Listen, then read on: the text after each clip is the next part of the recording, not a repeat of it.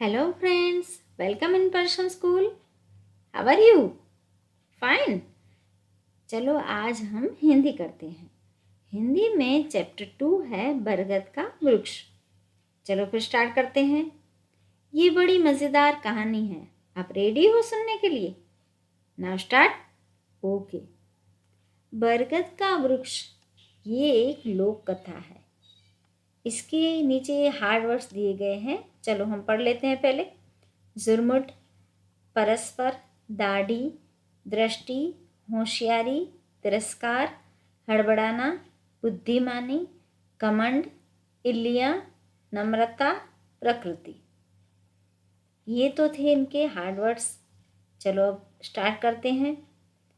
बहुत समय पहले की बात है। धरती पर चारों ओर पेड़ पौधे के झुरमुट वन पशु पक्षी थे। मानव नाम का प्राणी भी था। हाँ, एक विचित्र बात थी। उस समय सभी प्राणी, पेड़ पौधे, पशु पक्षी सब एक दूसरे की भाषा समझते थे, परस्पर बातचीत भी करते थे। यानी एक दूसरे से बातचीत करते थे। कौन कौन एक दूसरे से बातचीत करता था? पशु पक्षी, पेड़ पौधे, ये सब एक दूसरे से बात करते थे। एक छोटे से गांव के बाहर हरे भरे मैदान थे। एक छोटा गांव था, उसके बाहर हरे भरे मैदान थे। बरगद का एक बहुत विशाल वृक्ष था। बरगद यानी समझ रहे हो ना? बरगद को गुजराती में वडलो बोलते हैं। उसका लंबा मोटा तना था। उसके पत्ते घने थे, शाखाएं और चारों ओर फैली थी। यहाँ पे दिखाई दे रहा है हमको। पता है ना, ये जो बरगद का पेड़ होता है वो तो वैसे भी बड़ा ही होता है।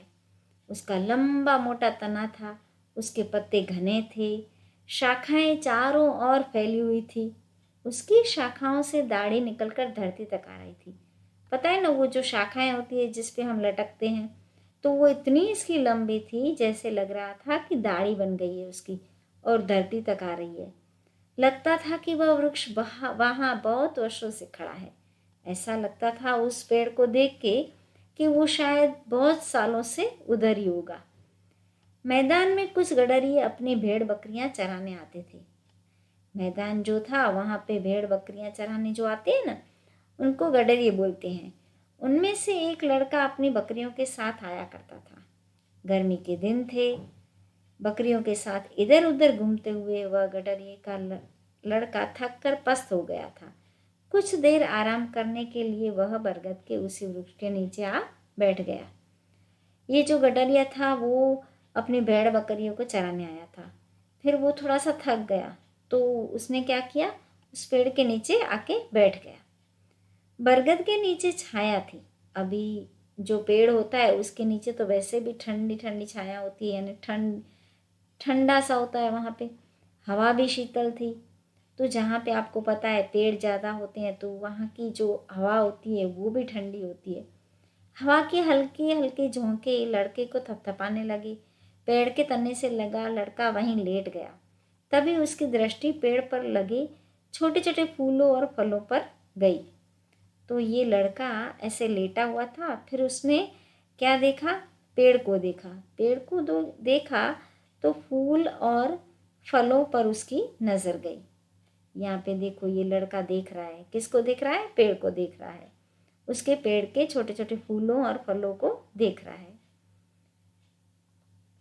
लड़के के पास पहले केवल एक बकरी थी, पर धीरे धीरे उसने अपनी होशियारी से अपने झुंड को काफी बड़ा कर लिया था।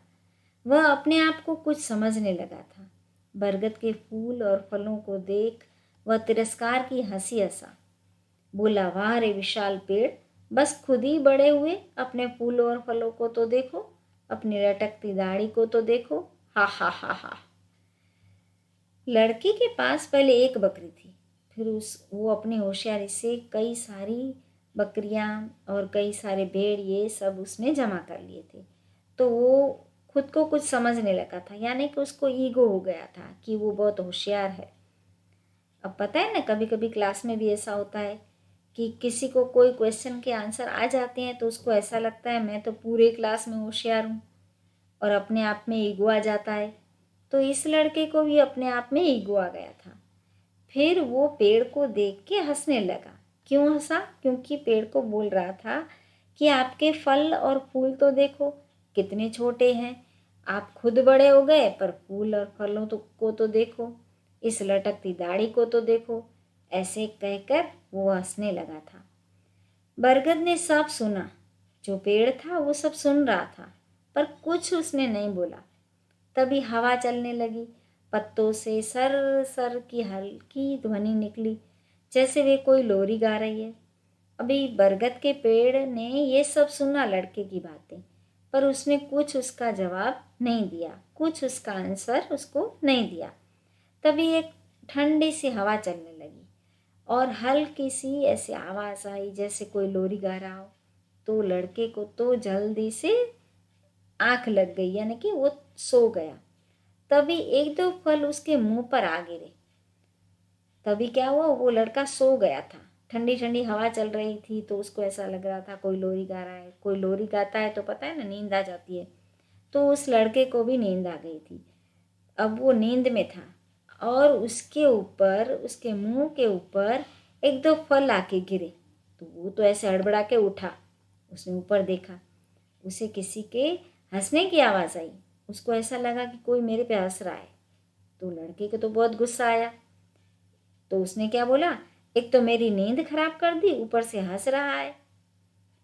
वृक्ष ने भारी आवाज से पूछा, वृक्ष ने ऐसे पूछा, क्यों, चोट लगी क्या? छोटा सा तो फल था, इतने में ही घबरा गए? अब सोचो, यदि मेरे पेड़ पर तरबूज जितना बड़ा फल होता तो। वृक्ष ने क्या बोला, ऐसे बोला उसको, लड़के को, कि चोट लगी क्या तेरे को? छोटा सा फल अभी तो मैंने गिराया, सोचो बड़ा बड़ा वाला तरबूज जितना होता वो तेरे पे गिरा था तो क्या तेरी हालत होती। फिर वृक्ष ने बोला, मित्र, किसी को छोटा या कम समझना बुद्धिमानी की बात नहीं है। वो जो पेड़ था वो लड़के को समझाने लगा। लड़के को तो पहले से ईगो था ना, वो तो अपने आप को कुछ समझ रहा था।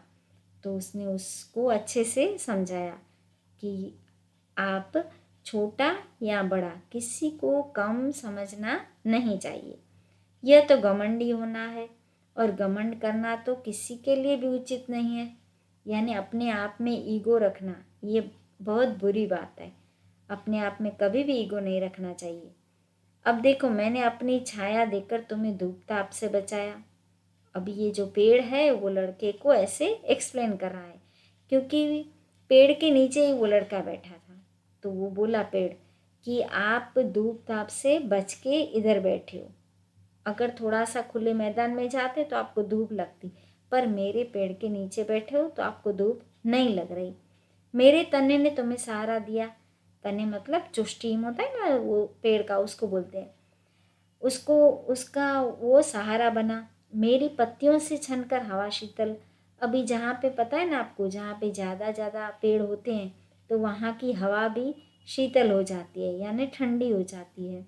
वहाँ पे हवा गर्म नहीं होती है। तुम्हें सुख मिला और तुम सो गए।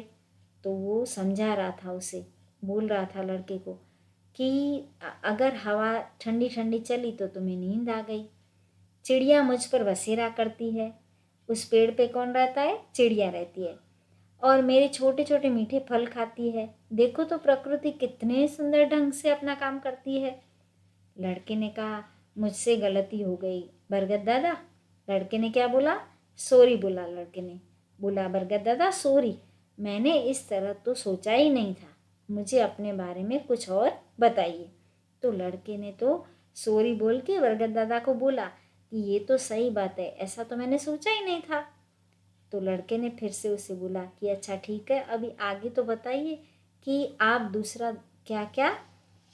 बरगद दादा बोले, पहली बात तो यह कि प्रकृति से दोस्ती करो। तो बरगद दादा क्या बोले, यानी पेड़ क्या बोला कि प्रकृति से दोस्ती करो।